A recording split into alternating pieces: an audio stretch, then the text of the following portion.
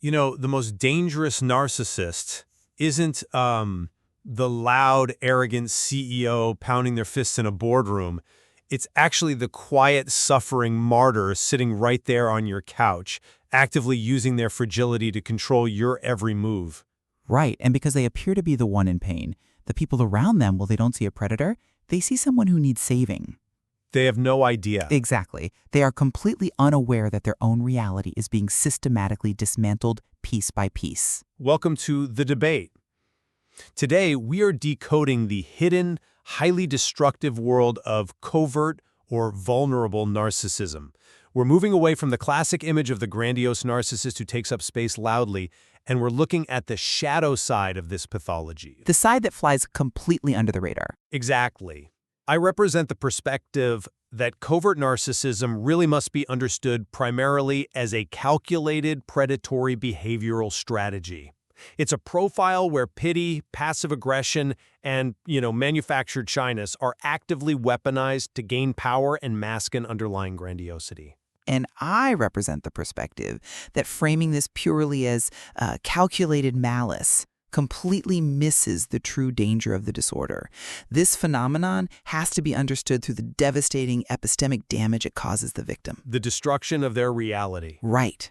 It's a dynamic where the abuser genuinely appears to be the one suffering, and that forces the caretaker to internalize the blame and essentially destroy their own self-trust. Well, let's start with the behavioral profile itself, because the contrast here is what makes this so insidious. In clinical profiling, when we look at the architecture of the narcissistic ego, we see a profoundly fragmented sense of self that is absolutely terrified of being ordinary. It's the exact same core wound. Yes, the covert narcissist has the exact same entitlement, the exact same profound lack of genuine empathy, and the same need to extract validation as the loud, grandiose narcissist. But they wear a highly specialized costume. The costume of the introverted victim. Exactly. Instead of demanding the spotlight with arrogance, they take up space quietly. They whisper their grandiosity through fatalistic complaints. And I really want to emphasize the mechanics of this. Go ahead. Their introversion, their self-deprecation, and their apparent anxiety are not genuine humility. They are a superficial presentation style. It is a highly effective, manipulative mechanism used to control others through compassion and guilt, rather than through fear and intimidation. See, I agree that the underlying core structure, the entitlement, the lack of empathy is the same. But the psychological wreckage left in the covert narcissist's wake is entirely unique. And that is where the analytical focus really needs to be. Because the abuse isn't obvious. Exactly. The core defining feature isn't just the manipulator's hidden grandiosity. It is the specific, targeted damage inflicted on the victim's reality. Because they perform humility and victimhood so convincingly, the abuse is entirely invisible. Right, because there are no obvious bruises. No clear villain shouting insults or throwing plates against the wall. Instead, there is a quiet, oppressive suffering that requires the entire relational system, the spouse, the children, the friends, to reorganize around managing the narcissist's pain. It becomes a full-time job for everyone around them. It does, and because of that, the actual victim begins to deeply doubt their own perceptions. They wonder, am I simply too sensitive? Am I lacking in empathy? Why can't I just help my partner feel better? They self-diagnose as the problem. Which is exactly how the trap is designed to work. If we want to understand how that profound self-doubt is generated, we have to look at how they extract narcissistic supply. With the covert narcissist, we see the mask of pity. It's relentless. It is. Let's look at how this victim persona operates in real time, right in the living room.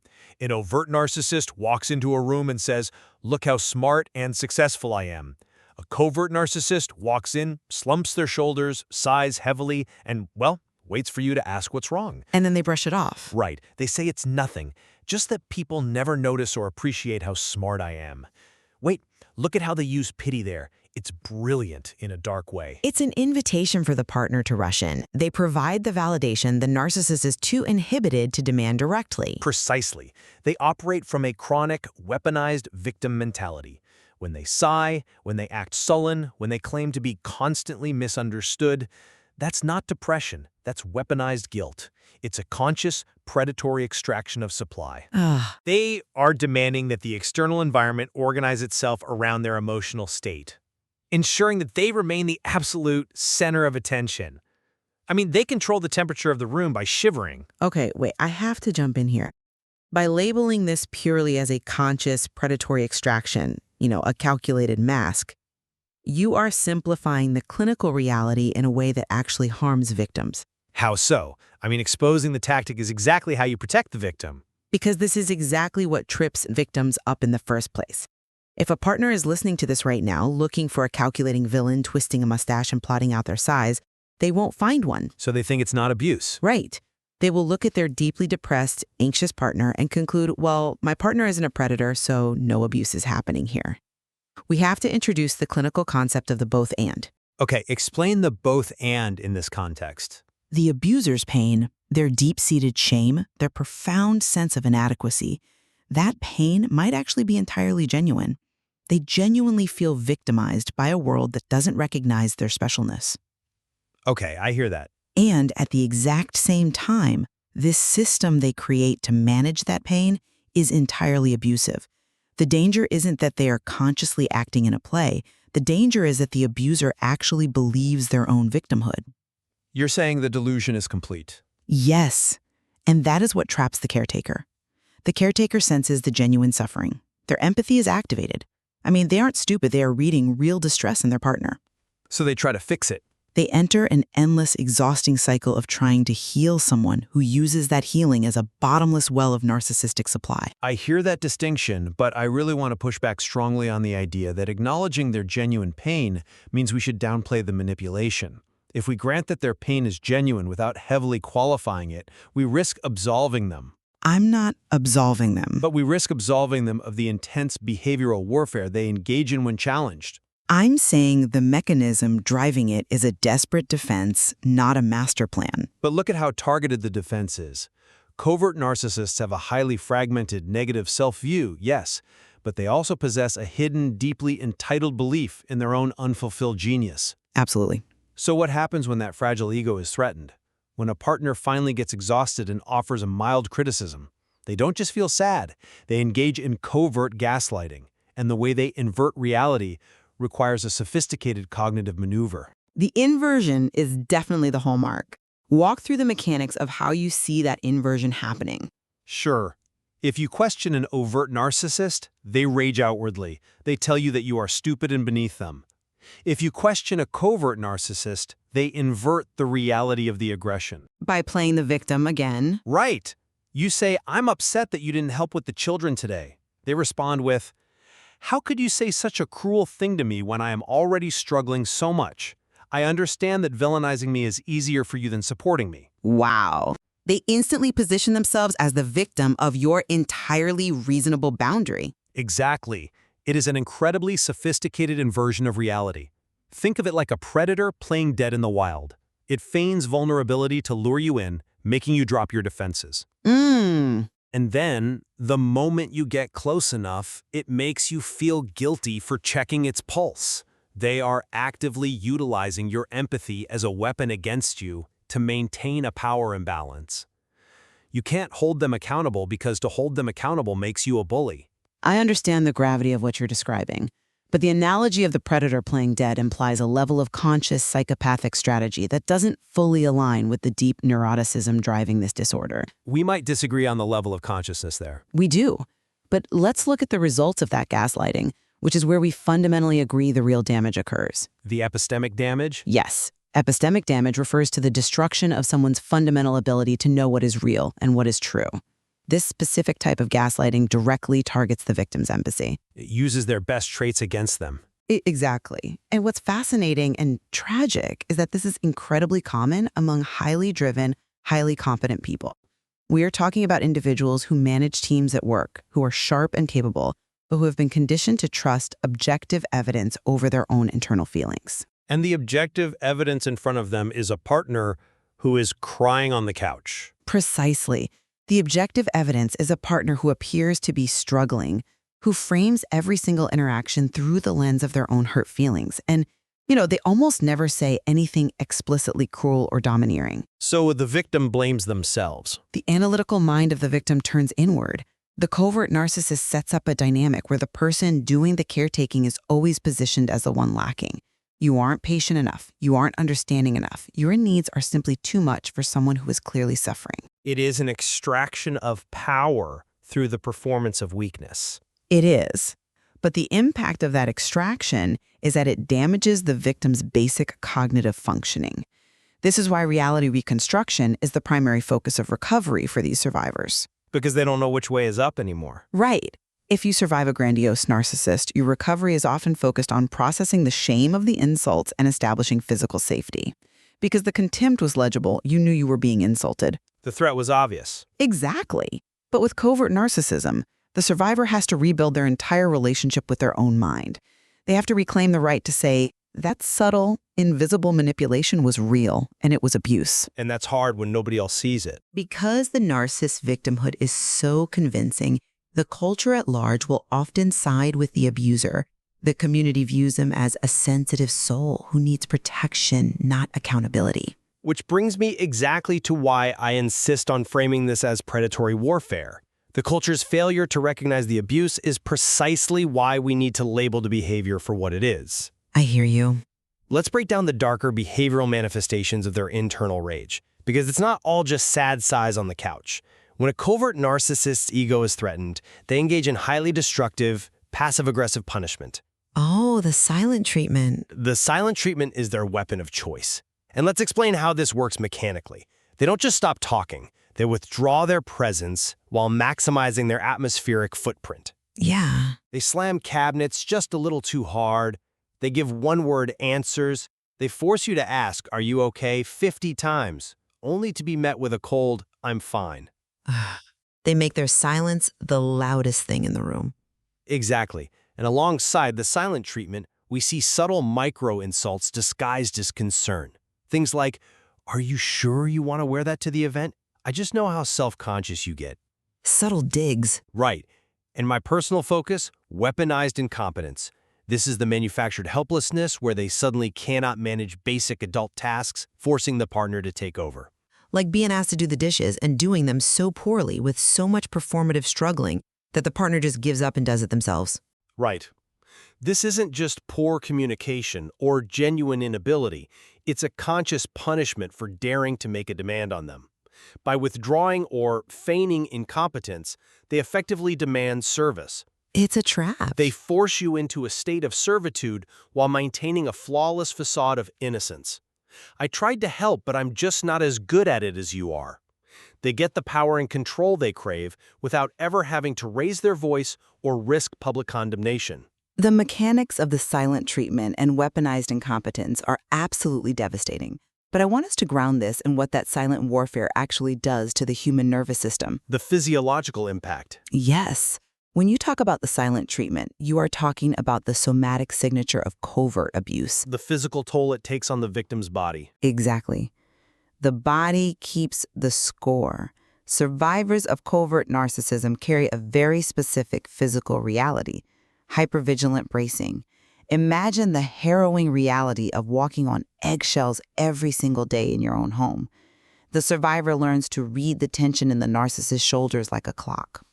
Always anticipating the explosion that never actually comes. Exactly. A silent mood descends on the house like a heavy weather system, and it forces the entire family to reorganize around the narcissist's unstated pain. You are tracking their micro-expressions, trying to preemptively soothe a resentment that hasn't even been spoken yet. It sounds exhausting. It is the absolute exhaustion of a caretaker who was held hostage by silent suffering. The victim's nervous system is in a chronic state of freeze and hyperarousal. They aren't just emotionally manipulated, their biology is trapped in a survival response. But doesn't that somatic response perfectly illustrate the terrifying effectiveness of the covert strategy? Think about the efficiency of it. The narcissist has successfully trained their environment to cater to their needs without ever having to ask. Well, yes, it's effective. If they demanded attention overtly, if they yelled, "Pay attention to me," people would eventually rebel. The overt narcissist burns through relationships quickly. Because the aggression is undeniable. Right.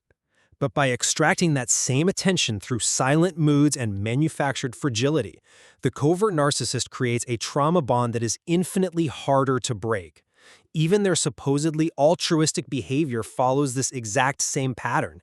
Let's look at communal narcissism, which frequently overlaps with covert presentations. The martyr for the community? Yes, they volunteer for everything. They give to charity. They perform absolute saintliness in public. Everyone in town thinks they are the kindest person alive. Right. Yet privately, behind closed doors, they use that goodness as an impenetrable shield. When their partner asks for basic emotional support, they say, "How can you criticize me when I sacrifice so much for the community?" It's an unassailable defense. It is a chosen pathway to maintain a grandiose self-view. It is about perception, not truth. They claim the moral high ground because the moral high ground is untouchable. I agree that the moral high ground is used as a weapon against the partner, but we must remember the both-and rule, especially with the communal overlap. Here we go. Well, it's important. The covert communal narcissist might genuinely value the charity work. They might genuinely believe they are a good person, and they use that identity to completely invalidate their partner's reality. But why does it matter if they genuinely believe they are a good person, if the result is the absolute destruction of their partner? It matters because of how the victim processes the relationship.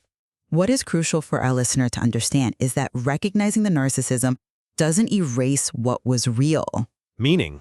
If you are a victim trying to leave, you don't have to convince yourself that every single moment of warmth or every charity event your partner did was entirely faked in a laboratory. You don't have to prove they are a psychopathic mastermind to prove they are abusive. Exactly. You just have to recognize that the relational system is fundamentally toxic. The ultimate failure of the covert narcissist is a profound failure of empathy. It is an absolute incapacity to sustain an awareness of your separate existence as a human being with your own needs. They only see extensions of themselves. Right, and that incapacity is what causes the harm. Whether it is a calculated master plan, as you see it, or a desperate, neurotic defense mechanism against their own shame, as I see it, the end result for the partner is the exact same erasure of self. Which brings us to a massive blind spot in the clinical world. The diagnostic criteria we rely on are heavily skewed toward the grandiose, overt presentation. Arrogance, explicitly demanding admiration, exploiting others openly. The classic DSM traits. Yes, and because the covert narcissist presents as shy, introverted, and self-effacing, they fly completely under the radar of both the general public and, frankly, a lot of highly trained clinicians. Because they don't look like the textbook definition of narcissistic personality disorder upon basic observation. Exactly. This is why we must train ourselves to spot the underlying architecture of entitlement, rather than just looking at the surface behavior. We have to look past the tears, past the heavy sighs, and past the self-pity. We have to look at the power dynamics.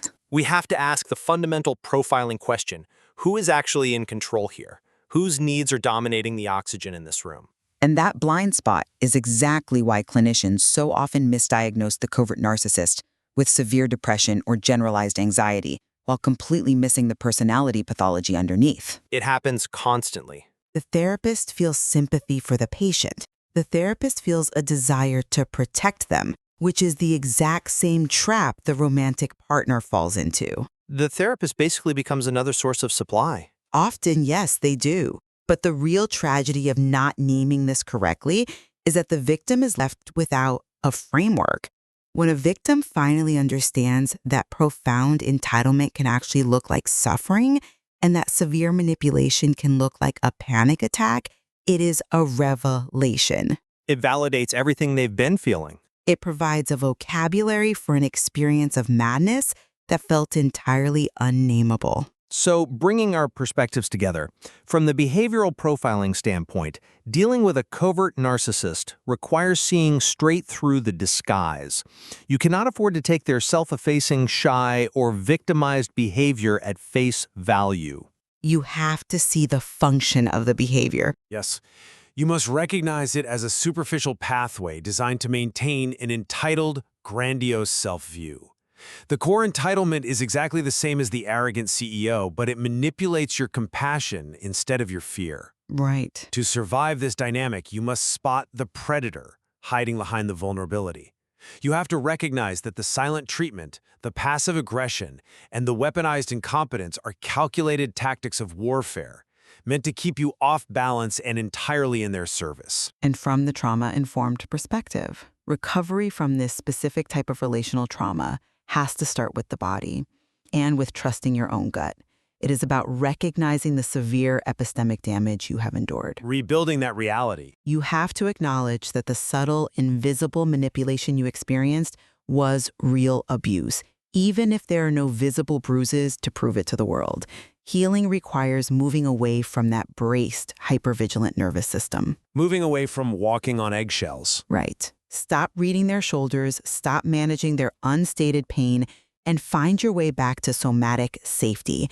You must grant yourself the permission to say that their pain, however genuine it may be, does not justify the systematic destruction of your reality. I think where we fundamentally converge today is on the immense destructive power of this pathology. While the cultural and clinical focus has largely remained on the loud, overt narcissist, the archetype we all easily recognize, the quiet, vulnerable narcissist is equally, if not more, destructive. They are harder to identify, harder to confront, and infinitely harder to escape, largely because all of our cultural scripts tell us that we must care for the wounded. We may frame the intentionality differently. I look at the behavior and see a calculating strategist extracting supply, while you look at the system and see a fragile, shame-driven set of defenses. But the systemic harm is undeniable. Absolutely. The psychological and emotional toll on the people who love them is absolute devastation. Understanding the hidden mechanisms of personality pathology provides crucial clarity. It gives us the tools to untangle the confusion that so many people live with every single day. There is so much more to explore in the study of human behavior, especially in these dark spaces where human suffering and manipulation overlap. There really is. We won't declare whether the predator framework or the victim impact framework is definitively correct today. That is for the listener to weigh as they examine their own relationships, their own histories, and form their own conclusions. Exactly. But the next time you find yourself entirely drained, walking on eggshells in your own home, and wondering if you are the one who is crazy, remember where we started.